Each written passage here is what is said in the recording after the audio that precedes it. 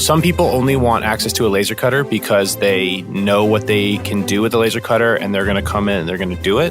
But most people come in with an idea or with some need that they know they're trying to fill, but with not really enough information to do it. And so then we provide them with the resources and the knowledge base and the support inherently within the community for them to accomplish their goal or their idea. You're listening to Jordan Layman, my special guest on this episode of the Subscription Entrepreneur Podcast. Jordan is the co-founder of a business called Idea Fab Labs. They're a makerspace that gives people access to high-tech tools and educational workshops, sort of like a gym for artists and creatives. Now, what's fascinating is that Jordan uses MemberMouse to manage an in-person facility. Instead of protecting pages and videos on a website, he's protecting access to laser cutters and 3D printers in a physical space. In our conversation, Jordan shares some thought-provoking ideas about memberships, the sharing economy, and the power of a creative community. This is one of our most unique episodes to date, and I can't wait for you to learn from Jordan. One quick note before we get started. Jordan has created a very custom application of MemberMouse, and he was able to do this because of his background in web development. Now, if you have a big idea you want to bring to life but don't have the same development experience, I recommend checking out a service called Codable. They can help you hire a pre-vetted WordPress developer for projects of any size. Whether you need a little help customizing your checkout flow or want to build the Netflix of your industry, say, they can help out. So you can get more information about Codable in the show notes for this episode at subscriptionentrepreneur.com/182. So without further ado, let's get to it. I'm your host, Eric Turnison, and this is the Subscription Entrepreneur Podcast. Welcome to the show, Jordan. Thank you. Thanks so much for joining us.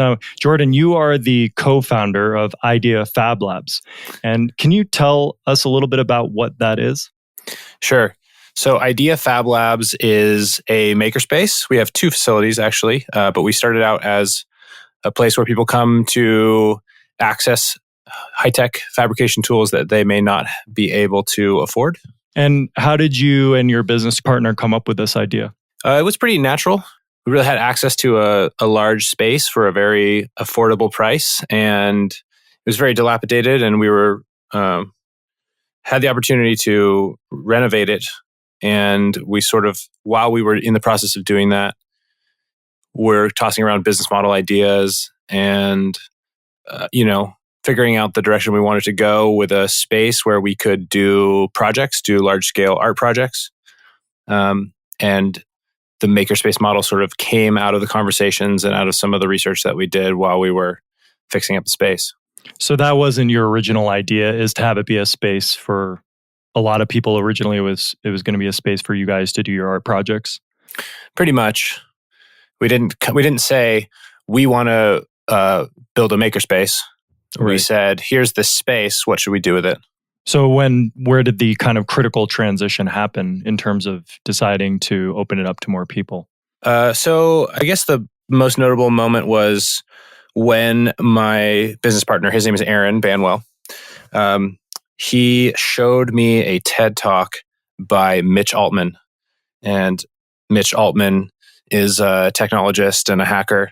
And he walks out onto the TED stage and he drops like 50 brass keys out onto the stage. And he says something like, here's a key to our space, our hacker space, come and participate. Or I don't remember what he said. It was something to that effect. And I don't know, that hit me pretty well. And I said, all right, let's get everybody together and we'll create a space and people can come. And, my Aaron had a laser cutter already. And so we were sort of already leaning towards this technology-driven artist space. So that was sort of the turning, maybe the affirming moment. The way you describe it, it sounds like it may have come as a little bit of a surprise to you that was something you were really interested in. Well, it's a radical idea to give people fairly open access to the space. It's people pay a fee to get access, but then we give them a key and then they can come and go as they will. So that's a radical concept. And I think it made sense at the time to do something that was a little different in this was in Chico, California. So we have our two spaces are in Chico and in Santa Cruz, California. And there are spaces like ours all over the world, which is really fun to go and see how other spaces do their thing. But, I had never been to one of those spaces before. And so it was sort of like, this is new, this is different, it's fascinating. And I'm already a very social person. And so it just made a lot of sense to kind of explore that. Awesome. And how is the business working out? Is the business model that you guys planned from the beginning, what you're going with now?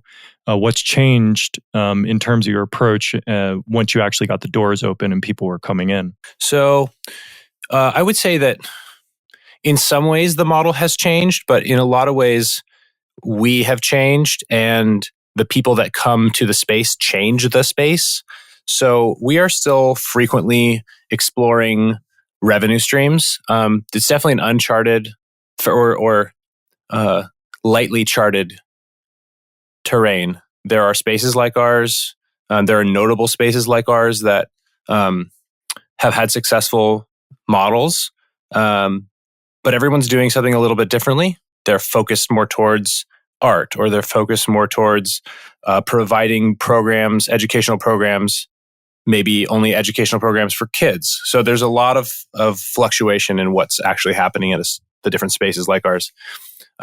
So we tend to explore those things and get a feel for what's happening, do some research, and if it's working, then we pursue it. If it's not working, then maybe we'll pull back and put our energy towards something else to try and see if that's going to work. So it's a lot of exploration.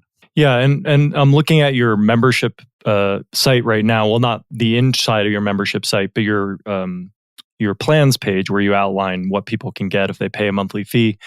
So can you just give a brief overview of this in terms of what your approach is and how you're outlining your different plans for customers? Yes. So there's some slight differences between the two facilities, but they're basically the same. What you have is 3 tiers of membership, and we call them the Makerspace, the Fabrication Lab, and the Pro memberships. And so people at the lowest level, the Makerspace level, they pay between $30 and $45 per month. That's $30 in Chico, $45 in Santa Cruz. And they get access to the space and the internet and just general access to hand tools and computers. And then they get access to specific zones that we have. The facilities are broken up into zones. So at the lowest level, you would get access to mostly things that are manual tools, not necessarily the more digital tools. So that would be the electronic zone, the jewelry making zone, the textiles and costume making zone. We have an audio zone in Santa Cruz that we're putting together, a vinyl cutting and printing zone. So these are sort of like basic utility things that you could walk up and use a soldering iron or something like that. The next level would be the fabrication level, which gives you access to the laser cutters that we have on site, which are definitely our most popular tool at both facilities, hands down. Perfect. Well, that's great for you because that's your mid-tier price point. Right. And, I think it would be a reasonable thing for us, like the business model rather, could be trimmed down to be only laser cutting. And that would be a successful business model. So that's something that we've explored and discovered is very viable.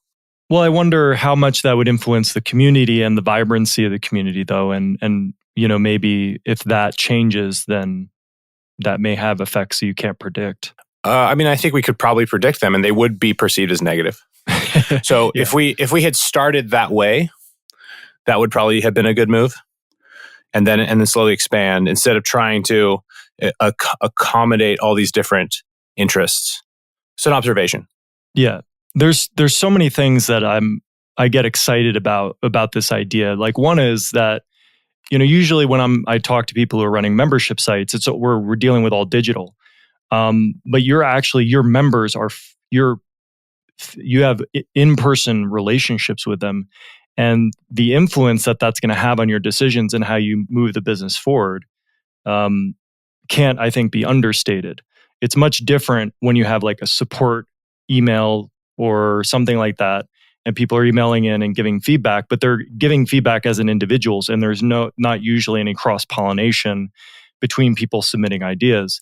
Whereas in your case, it's a like actual real world community who's contributing ideas to you, and then you are in a position of making those decisions and whether to move forward or not. It's very different. Let me finish outlining the levels, and then I'd love to get into some more about the differences between physical and digital, and how we kind of bridge the gap sometimes too. So at the second level tier, you get access to the laser cutters, also the 3D printers that we have, as well as the wood shop. And there is kind of if you only did laser cutting, you would still probably need the woodworking tools, because you usually have to cut down wood in order to fit it into the laser cutters. So there is that component. It does sort of start to get more and more comprehensive naturally, I discovered. So that's the second tier. And you get a certain amount of time that you can reserve these digital tools, because a lot of them are one person, one project at a time. They're in high demand. So then you get a certain amount of time you can say, I get to use this tool per week. At the pro level, you get twice as much time. It goes from 4 hours per week to 8 hours per week that you can reserve these tools. And you also get access to, we have a large wood milling machine. It's called a ShopBot CNC router table. And so we have some of those, and we also are starting to acquire some metalworking equipment that's at the pro level. So water jet cutter. We have a Tormach CNC mill for milling steel and aluminum.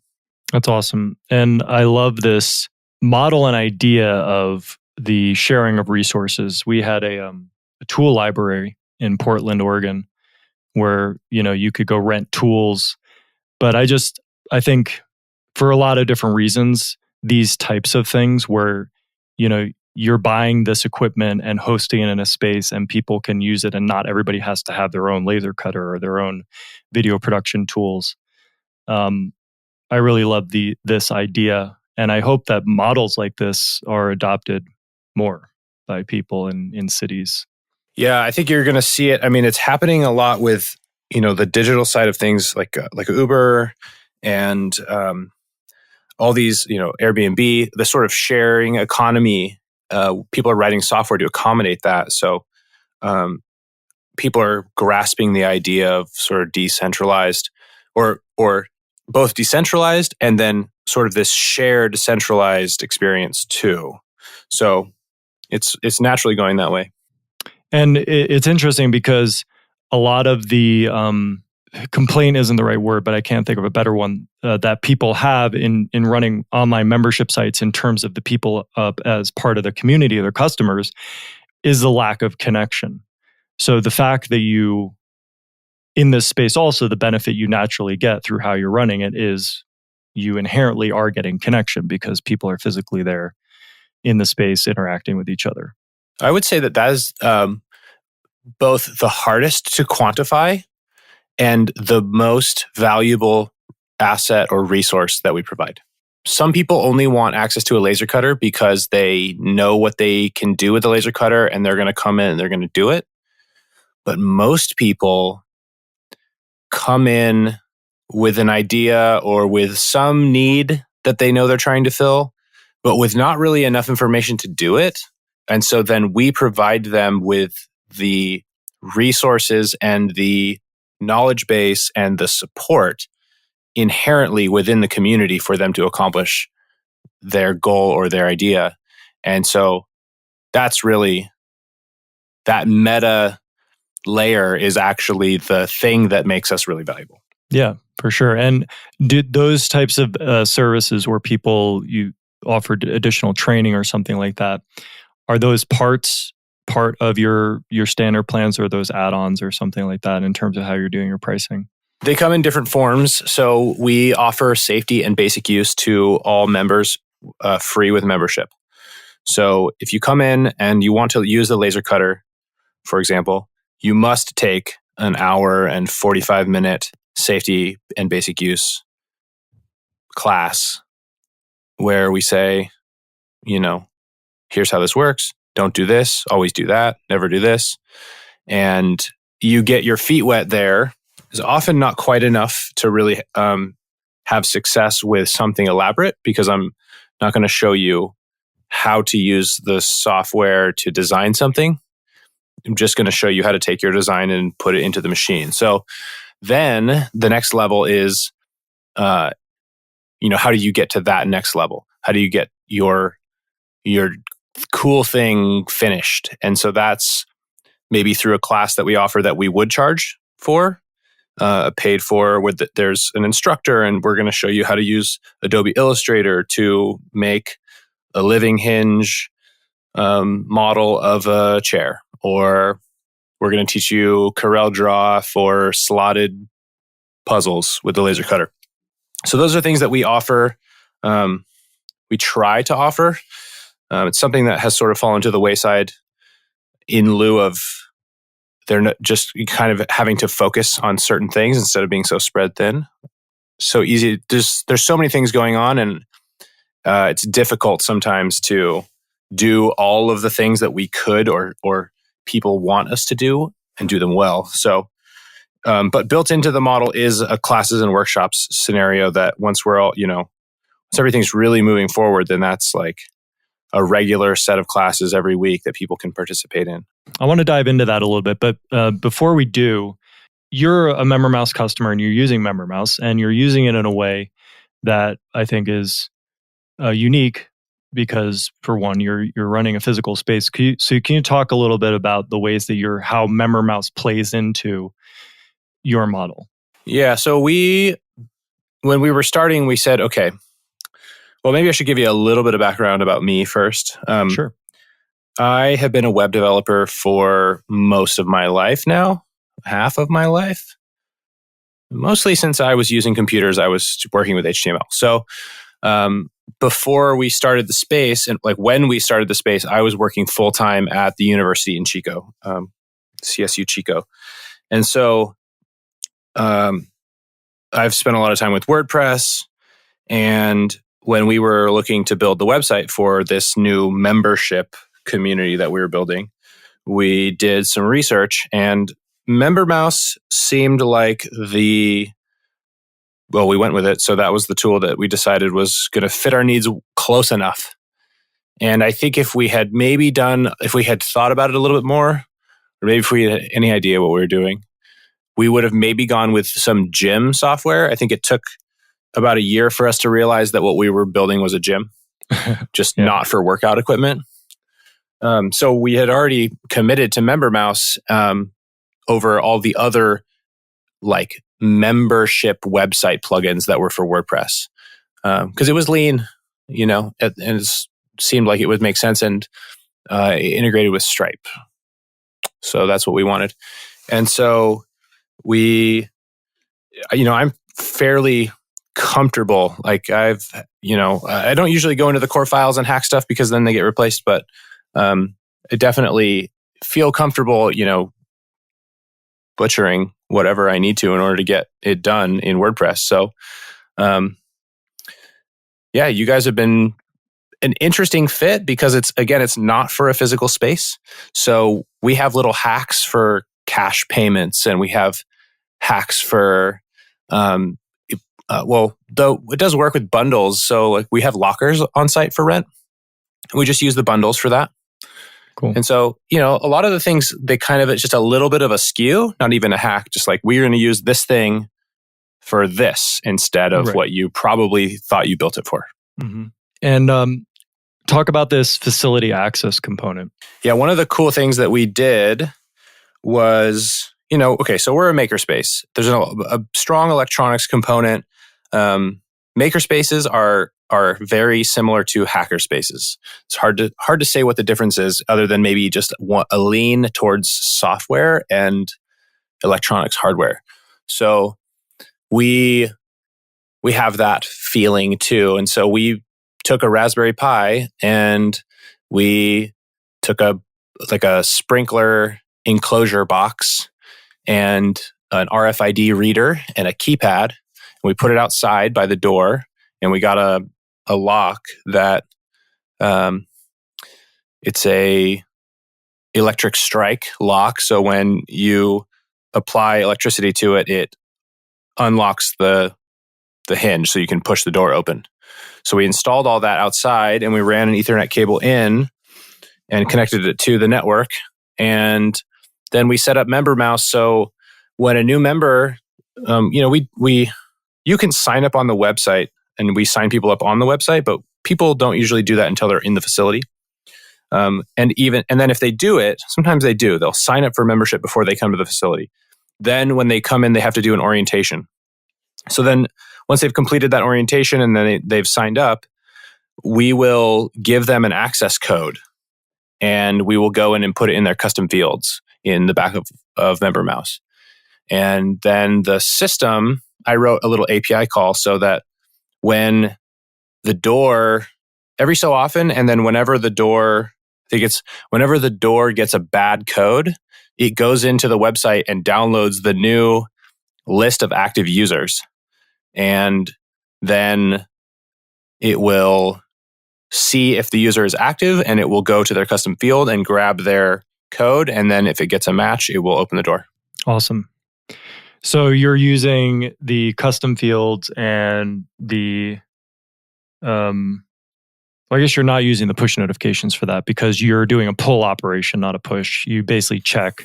Yep. If somebody enters a bad code, that's when you refresh the database or whatever is associated with your... Yeah, and we should probably use push, but it works. Well, that's really cool. I've never heard of somebody using MemberMouse to open, control physical access to a space through a keypad. So props. Thanks. What we would do now, because there was not a WordPress API when we built that, it was a couple years ago. And so now what we would do is we would use the WordPress API to do the calls. Right.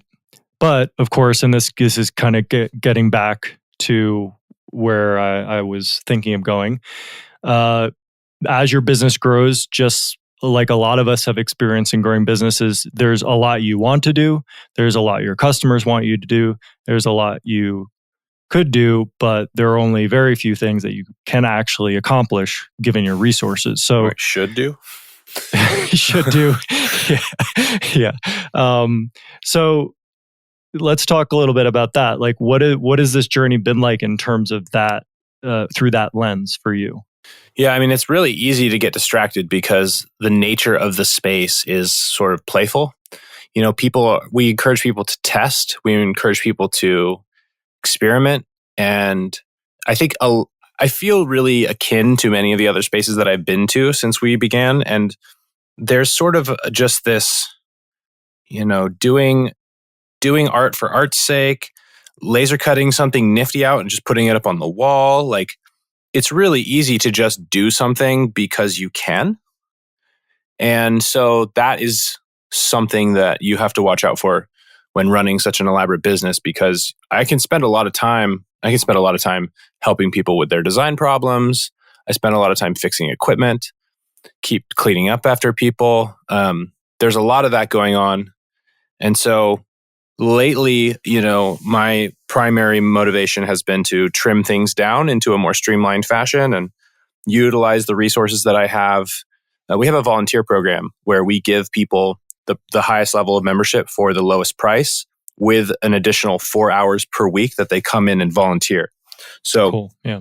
So that's really great. And I'm, learning how to better utilize those resources in a way that is beneficial for the space. And yeah, so it seems like you're looking at strategies to bring in additional resources so you can take care of ongoing items that need to be taken care of, and ultimately so you can free yourself to do what? Where are the opportunities that you see?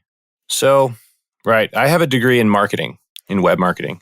Mm-hmm. So my efforts are most likely best spent in outreach and in marketing and communicating with other community organizations and having partnerships. So that's kind of, I also naturally put on events. So that's like where I'm at. And my business partner, Aaron, he's really good at a lot of those things as well. He's also really good at facility management. We're going to take this wall down and we're going to move this zone over here. And solving several problems at once by shifting the space around. So, we have our skills, and I think if, the larger the community is, the more stable it is and the more income there is. So the primary function is to just increase awareness of our existence and bring people in and make sure that they have a good experience. That's probably the number one thing. But then there's a lot of other ways that we can get resources. So right now, Aaron seems primarily focused on building installations for example, children's museums. So we have this cool product that we didn't come up with it, but we saw a version of it and we made our own. It's this augmented reality sandbox. So the software is open source, and what it does is it uses a Microsoft Kinect to scan a sandbox, and then a projector in line with that to cast a topography onto the sand. And when you move the sand around, it refreshes. So you can reform the topography of this sand in real time. And there's all sorts of fun little cool games that you can play and lessons that you can teach on this. This augmented reality sandbox is pretty cool. So yeah, that's great. He's been revising and iterating on this product, and he's been selling them. We sold one to the Monterey Bay Aquarium recently, a couple schools, a couple children's museums, got some other high-profile clients in the works right now. So he's going hard on that right now, which is exciting. So there's sort of a product element to what we can do. We can fabricate any of these things, so we can easily produce products. So there's an avenue there as well. Nice. And what about, you were talking earlier about people coming to the space, and you have some training that is required for people to use your equipment. But one thing that occurs to me, imagining me coming to the space, because I'm not familiar with any of this stuff, is I would maybe see somebody working on a 3D printer and be like, oh man, like I really want to learn how to do that. But like you said, you don't have the time to basically sit with everybody and teach them how to do that.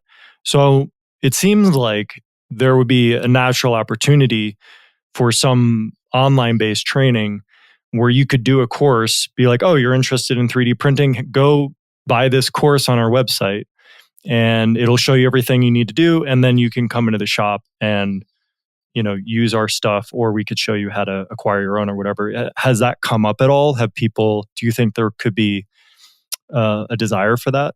Yeah, that's definitely come up in the past. We've filmed videos before. I think we just didn't quite get to the top of the mountain in most cases, because it sounds easy. No, I get it. It's not easy. There's a production level there. And so, I think it's all about crossing off the boxes until you get to that point. Right now, it's adequate with the person who runs the 3D printing zone showing you how to do it for an hour and a half and giving you resources that exist online. I think it is tempting in the long run to design all of our own curriculum and video. We design our own curriculum, but then taking that to the next step and filming that curriculum being executed. And then, either putting that on the website behind a paywall or putting it on YouTube and, doing that way. Because then I think it's really wonderful to have someone show you and hold your hand and be there to answer your questions. But then it's also really wonderful to be able to replay the same thing over and over again until you get it right. So there is that desire to have the access to the instructions so that, you can, if that's your style, or, maybe it's late at night. And also, like, I don't live in any of the places where you have locations. So there's no way you could ever get revenue from me right now. But there are tons of people who are interested in all these different zones that you have, right? Like, 3D printing, 3D scanning, digital embroidery, or electronics, laser printing, screen printing, etc. Right? Like, so internationally, there's a market for training on these things. And there's already tons of people doing this on YouTube, showing you things. But, everybody always has their own voice, and it's valuable. Yeah, I think it is valuable in the long run. So if you would would play it out, the very beneficial thing for us is it's a video of how to use our piece of equipment. So then if you are a member here, it's right at home. You're like, okay, this helps me a lot. I'm paying money to be here. I want to have success with the equipment. And here's a person that I just met showing me how to use this in this video. Great. But then we can maybe take that to the next step and say, well, we don't care if you're a member or not. Here's this video in case you have the same equipment. Right. Then if you do land on our page searching, then it's an SEO game, right? Then we just try a little bit harder to get in front of more people. And that seems reasonable. But to me, I don't necessarily think they have to be separate videos. I mean, no, it's not. They're not separate videos.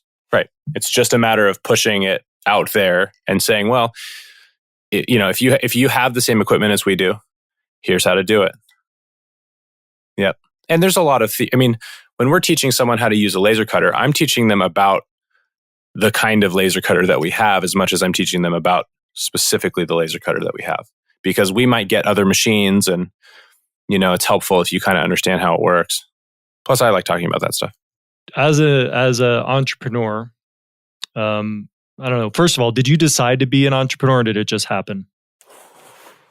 Yeah, I think it's always been this way for me a little bit.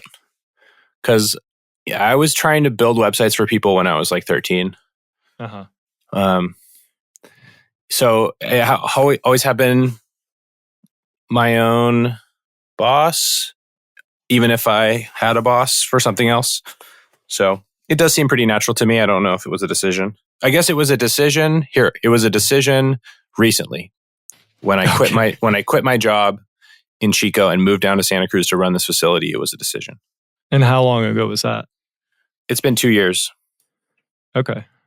So what kind of was the straw that broke the camel's back, so to speak, that made that you basically, okay, I could continue down this road being this developer in this job, or I could go do this thing. Like how did that play out for you? Yeah, I guess it is natural. I liked my job, but I wasn't really inspired by it. It gave me a lot of freedom. It gave me the freedom to create the space in Chico. And that's cool. But I didn't really wake up in the morning thinking about the Chico State website. I woke up in the morning thinking about what we were doing at the Fab Lab. So it was sort of an obvious thing for me to switch out of that. The thing that sort of changed it was that, we're, just like the decision to open up a space where we give everyone a key, which is sort of a radical idea. We also started the space in Santa Cruz remotely. Both Aaron and I were living in Chico and running the space there. And he had just had his first child. And so we were pretty taxed, but still decided to start the space in Santa Cruz, which is his hometown. So we got our ducks in a row, but trying to start a space start a business that is innovative, slightly radical in the ways that we're talking about, without being there to do it is probably a little too crazy. So yeah. it after about 2 years of hiring people, having it not work out for various different reasons, just not quite good enough, not the right leadership, not the right amount of investment from people. It was that was the thing that was like, okay, either we close the shop down or one of us has to go down there and run it because no one else can do it. Right. There is no unicorn that can do this because, just because of the financial reasons after you spent 2 years trying to run the business and there is no capital left. Okay. So I moved down here to do that.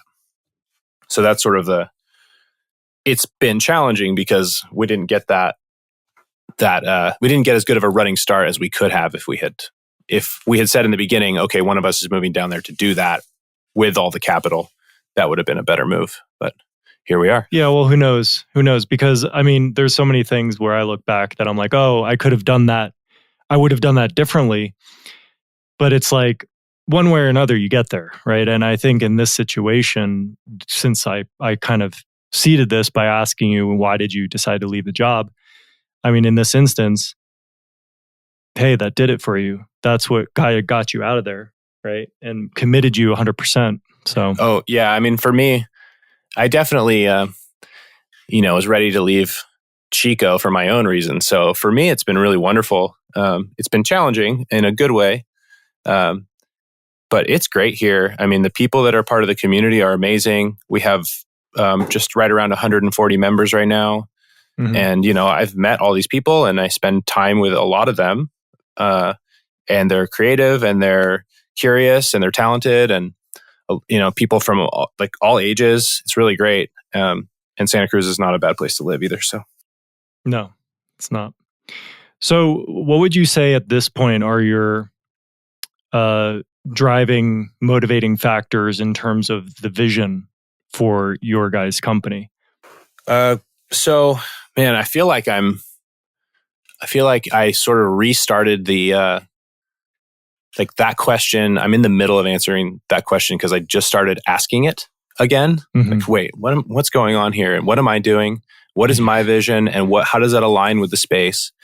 And even just last night, I feel like I'm spending a lot of time looking inward, but also looking around me inside of the space at what other people are doing and who's attracted to what we have already and where do we want to go.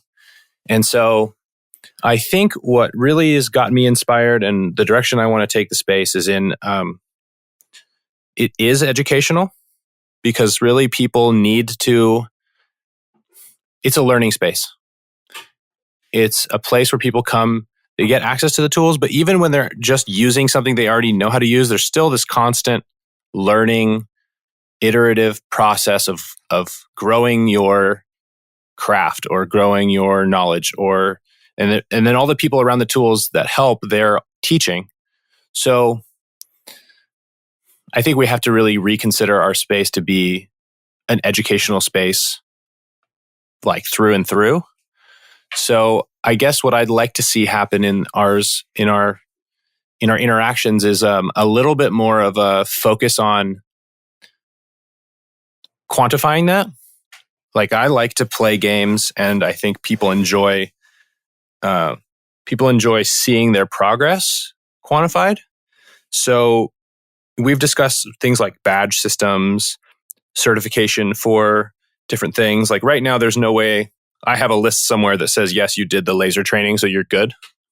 But what about if there's a pathway to, I'm not going to say mastery, but a pathway to accomplishing a higher level? We acknowledge you in your accomplishments by giving you, a series of different challenges that you can accomplish and then be rewarded for at each of the stations. That's one idea that I've been throwing around. Yeah, that sounds like a really cool idea. So now you're in the space and you have there's a staircase in front of you for every single zone, and you can try to walk up that staircase.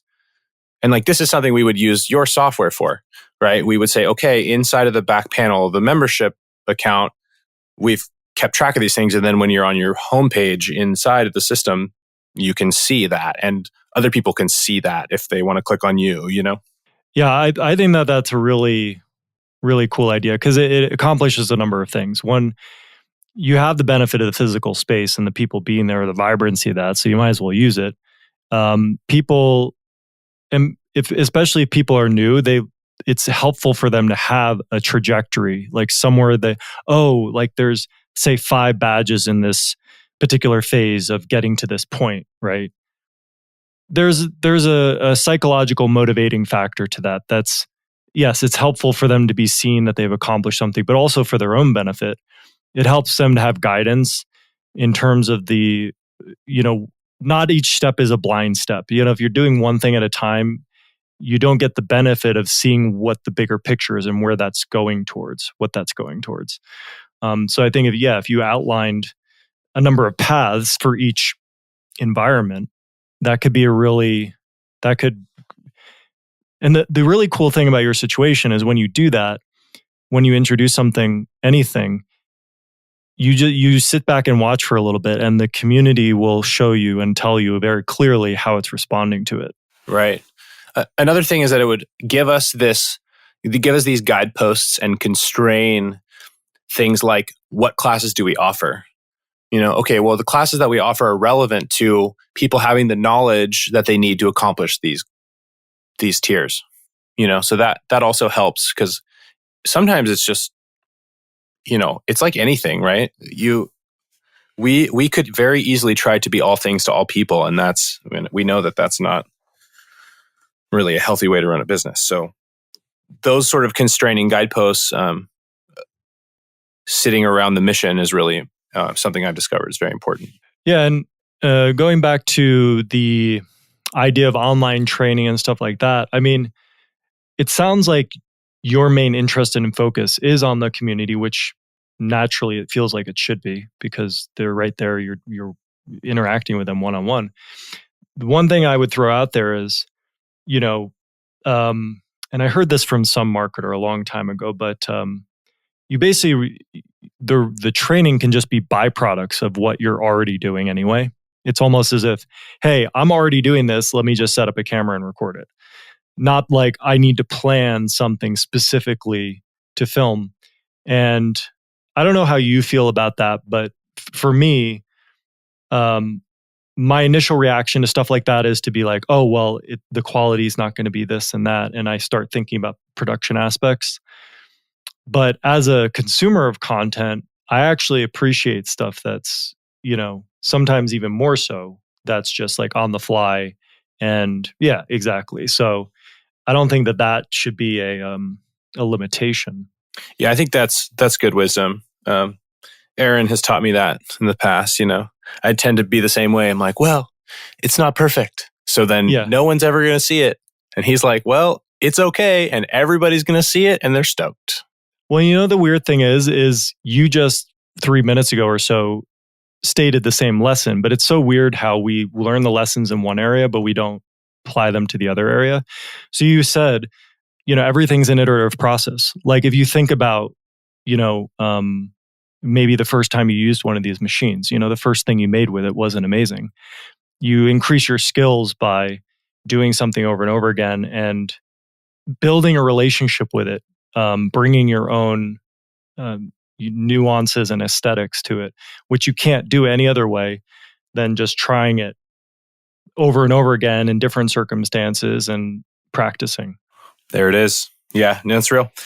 I just got a mid-level, well, I don't know, I'm not super versed in camera equipment, but I got like a Canon DSLR at Costco. And I'm ready to use it. Just set it up. Nice.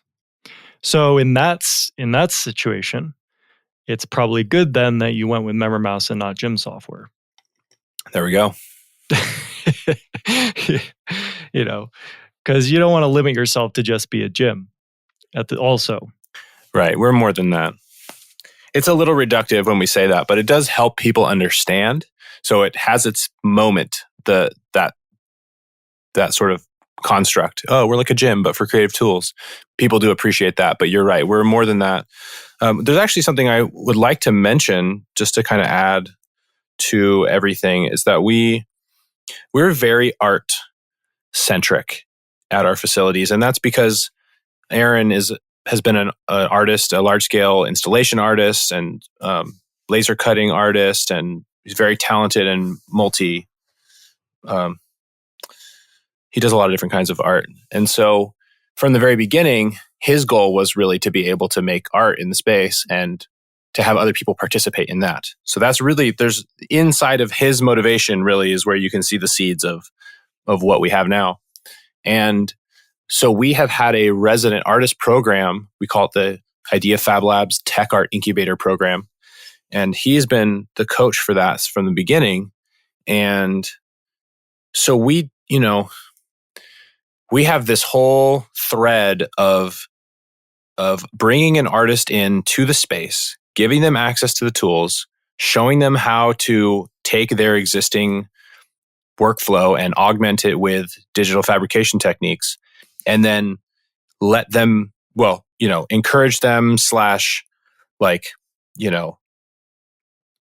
I want to say like trick them into doing a lot of artwork. But there's an agreement and they agree to make a whole art show of like 25 to 35 pieces. It's a really intense experience. So it's always funny to be like, all right, better get to work. But it's an intensive thing. And so they produce all this artwork and he guides them through that process. And so what you have is someone in the space amongst the members, like overclocked producing a bunch of crazy artwork. And so that really fuels the community.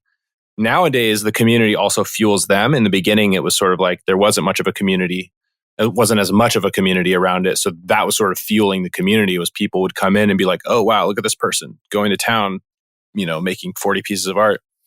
And so that is there within the space. And there's a lot of art. There's a remnants of past shows and all this media that we've created. And so we have this strong art production going on all the time.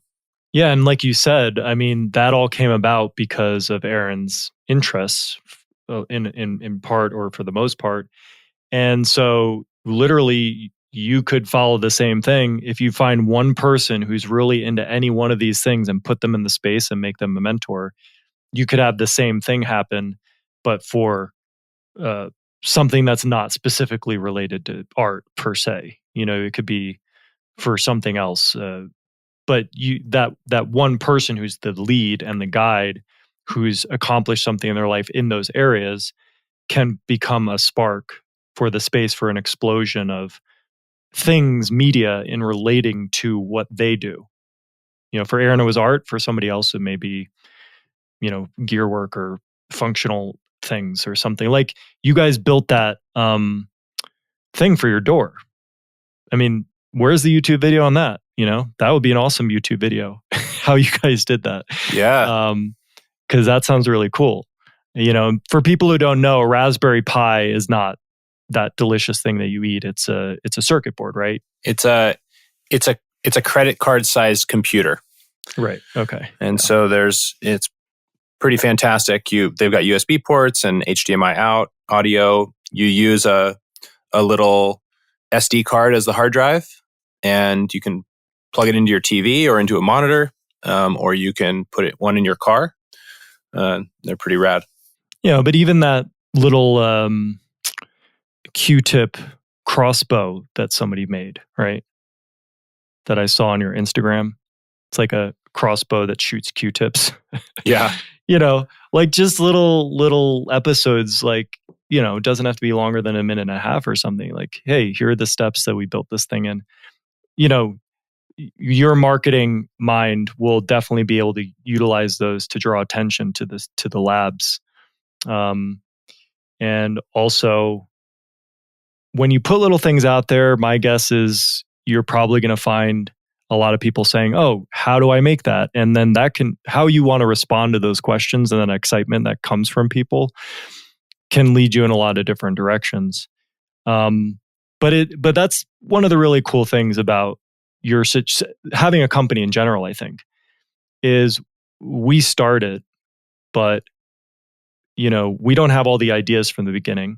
And the people who become part of our communities and throw out ideas, their excitement can ultimately inspire changes in direction in the entire thing.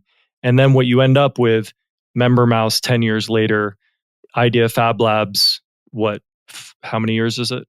Since 6 years later, it's not what you quote unquote set out to do, but you basically entered into an agreement, so to speak, that, hey, we're going to put things together and we'll commit to maintaining the environment, but we're also going to be responsive to what people want. And when you do that, it creates this vibrancy that you couldn't have planned to do.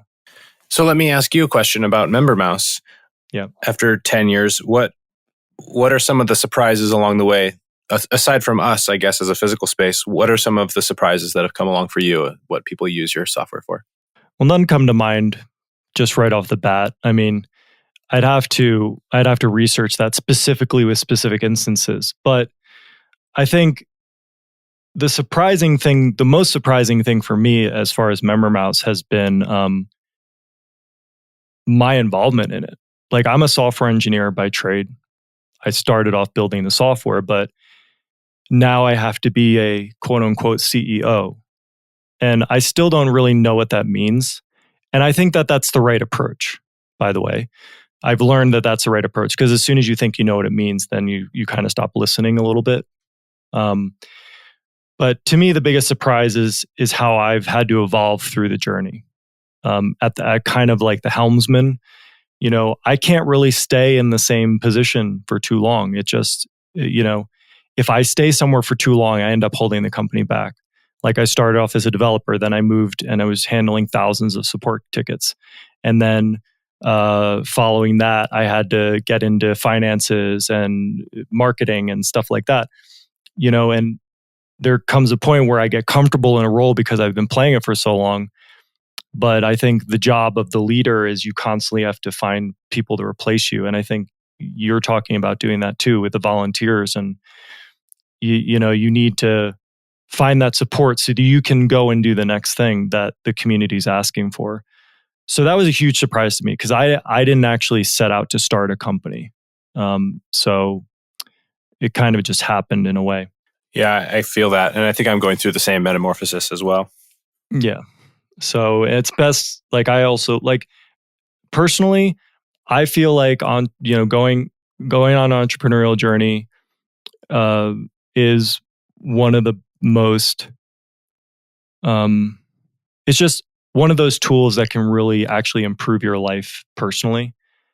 If you're willing to enter into it fully and go along with it and not resist, because in a way, it's kind of like having a child. You birth something into the world and you've committed to taking care of it, and no matter what, you're not going to leave it.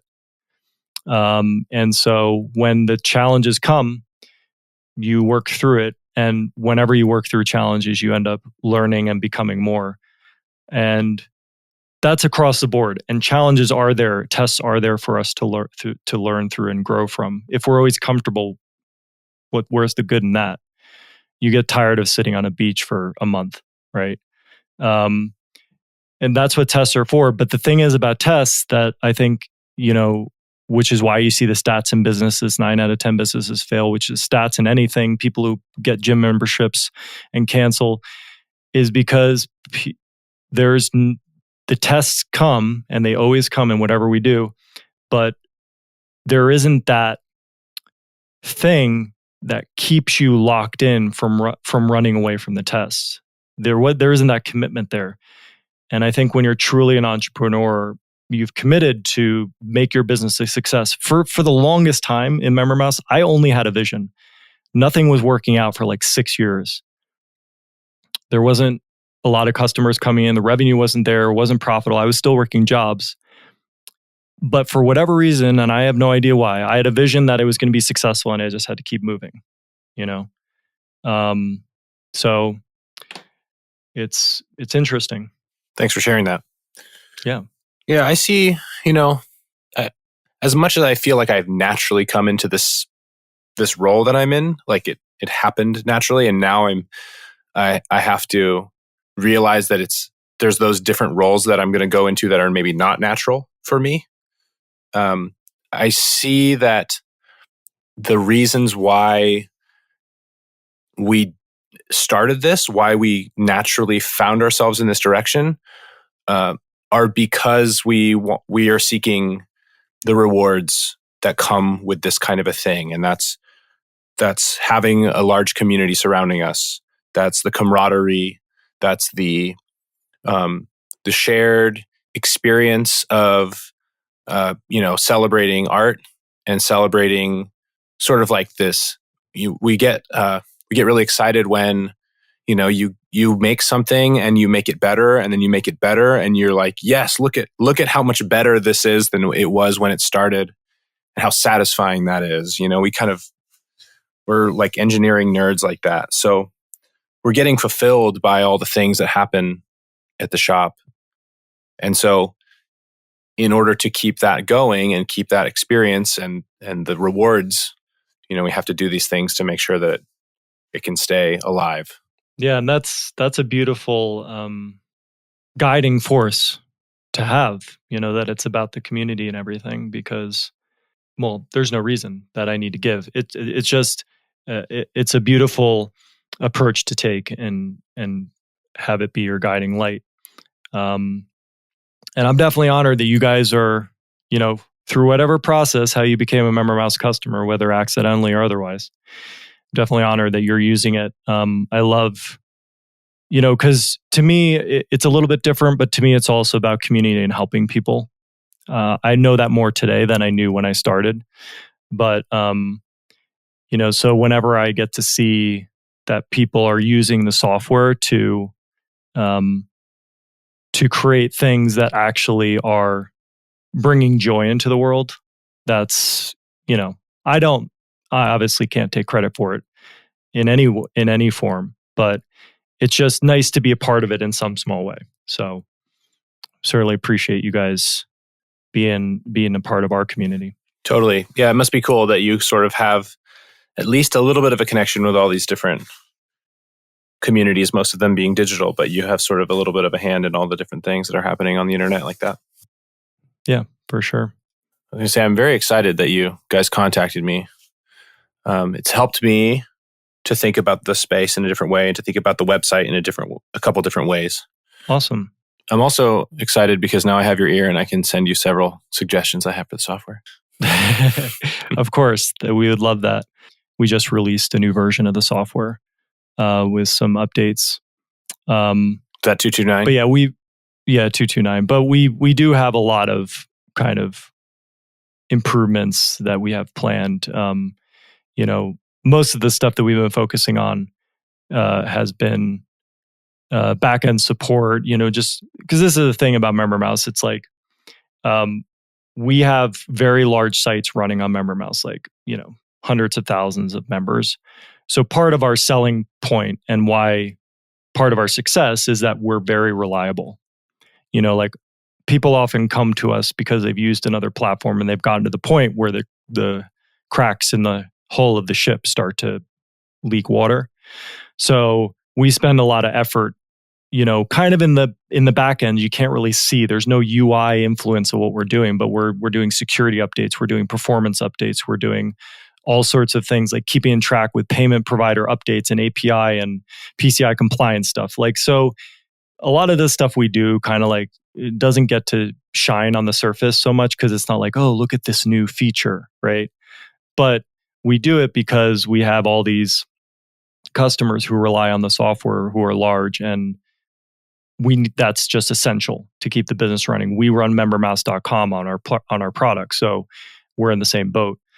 But we have a whole series of things and projects in motion to actually improve things that you'll be able to visibly see, and will have performance implications in terms of day-to-day operations, like stuff like bulk editing features on the data grids, being able to search the data grids. So if you have a lot of products, you can find a product more easily. All these stuff are on our list and coming, but like we were talking about with you earlier, especially when you get successful, you want to do all these things, but as soon as you set out to do them, then somebody's got a fire that needs to be addressed. So you need to take your resources off those things and go focus on this thing because that's more pressing. So you do that, and then you come back, and it's just a juggling act. So where do you see your product going next as far as what you offer? And is it about the 100,000 users, or like how able are you to sort of serve people like us who have 300 people and 100,000? And Well, the thing that I've always appreciated about and this has been one of the early benefits of MemberMouse that kind of happened by accident or just naturally, but in basically working closely with customers and getting feedback from real world scenarios and making improvements to the software based on that, the software ends up being, if it works for 100,000, it works for one, basically. That's how I look at it. And that's why our pricing is the way it is, and that's why the plans, there's really not much differentiation between the plans. We give the people on the starter plans the same tools that the experts have. It's just like member limits that make the difference. Because my philosophy is like, look, like you're getting all the same tools that these sites who are very successful are getting. Therefore, there's no excuse. If somebody's doing it, then anybody can do it. That's basically the premise. Now, and it's interesting because what it comes down to for us is kind of the same thing it comes down to for you. You have a laser cutter. You have a 3D printer. We have this crazy software, right? It comes down to training. This is what we're really focusing a lot on right now. Part of it is doing these podcasts. But providing more information to people, guidance, like why looking at over the years, why haven't people been successful with MemberMouse? What is it? Is it our product? And the answer to that is pretty much no. It's not our product. The product works. That's why people who are very large can use it. Okay, then what is it? Why aren't people getting from 0 to success? And it turns out it's for many reasons. Everybody comes to the game with a different set of tools. Some people just need motivation and coaching, hence podcasts, hence doing the live office hours, giving people an opportunity to have a conversation about whatever. Some people, it's really the nuts and bolts of the software, hence doing more training. So there's a lot of different angles we're approaching it from. WordPress is an interesting space to be in because you get our software, but then you just can't go from there. You got to get a theme, right? You got to get a hosting provider. Not everybody is equipped to do this. So we have a number of things in motion to make it easier for people through guidance to use our software. So that's, I think, a major area of our focus is in helping people just actually do something. You're a developer, so you didn't necessarily have all those issues, but a lot of people do. And so now you're a business advisor instead of a software developer. Yeah, well, not suddenly, but yeah. Well, software engineer. Suddenly, in that moment that you chose to use for this to be your software product. Now, in order to have success and have people want to use or continue to be able to use your software, you have to. It's in your best interest to provide them with this advice. Exactly, and actually, it's like every evolution that happens for me in the business. It's one that I rebel against initially. It's like, because it was clearly coming. Oh, like people want to have these conversations. I'm like, well, I don't do conversations or something. Right? Like that's not. I'm not a front of house guy. Like I'm a back end guy, right? Or whatever my story. You've come so far. Here we are having a conversation. Exactly. So, so I'm obviously very grateful for everything that's pushed me to get to this point because, I'm happy where things are. And I appreciate the opportunities to talk to people and offer whatever perspective I have that could help. I don't feel like I feel very humble about my position. I don't feel like I'm like this big person with a lot of experience to offer, but I have a little bit of experience, and if it can help somebody, then I'm happy to share it. Is basically where I'm at. But yeah, it seems like I'm doing a lot more of it, shooting videos. I myself got a DSLR recently, so we'll be shooting more videos and training probably. But also, there are some big moves that we are going to be making the product too. So it's more of a full picture for me because as I have kind of like overarching perspective, there's many different strategic angles we're taking in partnerships with different companies and that we've got in the works and different product improvements. And it's been a little bit challenging for 2 years, and I don't think we're alone in this. I think a lot of companies have had certain challenges in the last 2 years for whatever reasons. But I get the sense that there's a corner that's going to be turned. And I think what we're doing now is sowing all the seeds, and then our harvest is going to come in the next year, like all these projects. Because the thing is, as you get to be a bigger company, like back in the day when I was a developer, if I had an idea, I just busted out in a weekend, be like, oh, this would be cool. I'm going to build this. But now it doesn't work like that. Now I have to have a little bit more patience. There's more planning. I have to interface with different teams, and I have to get people's approval. We have to have multiple conversations. You have to be really careful. Yeah, you have to assure that if you're going to put money into it, that you're going to get a ROI, that everybody wants it. It's just, there's all these different tools and approaches that have come. And I used to think that they were burdens because I appreciated just being able to knock something out on the weekend. But when you have thousands of customers, you can't just like be that cavalier about it, like push something out that doesn't work and blow people's sites up. So you have to have a QA process and all this stuff. Yeah. Hey, you want to talk some more about membership systems and hardware experience? Yeah, go ahead. So, remember I told you guys that we have an art residency program? Yep. So, I started this new thing. It's a electronics systems concept where what we do is we bring these artists in, they build this gallery's worth of work, and then we culminate in an exhibition. And so that's an art show that people attend. And we've been fairly good at getting somewhere between 250 and 500 people to come to these events. And in the same sort of way that I was like, well, it would be fun if like we could play more games with all the people in the room. And so I started designing with other members at the shop these installations. And we built the installations so that we could understand the electronics enough to help the artists and work with the artists to install some of these hardware systems into their art, because we really like to do technology combined with art. And so I've started developing this system where when everyone comes to the event, they actually sign up for a membership, but it's not the same membership levels that we talked about earlier. They're separate. And so people pay, they get an account on the website, and then they get given a talisman. The talisman has an NFC chip in it. And so then we build these sculptures inside of the space that they can interact with. And so an example of one is, it's a facade, and it has two little sockets where you can put your talisman into. One person can do one, another person can do the other one.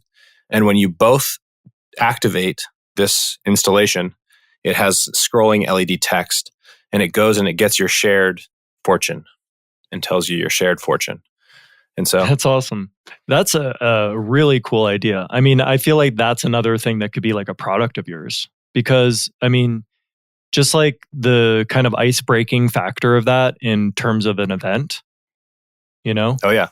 So that's the long-term vision, is to be able to expand this out to events, to larger events that other people are throwing, and have this be a service that we provide.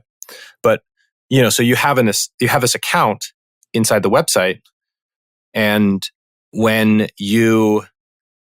goal was to be able to play the long game with this. So you and I come to this event, we have our little token, and we play this game, and it shows us our shared fortune, and we laugh, and it's a movie quote from some comedy series or sci-fi or whatever.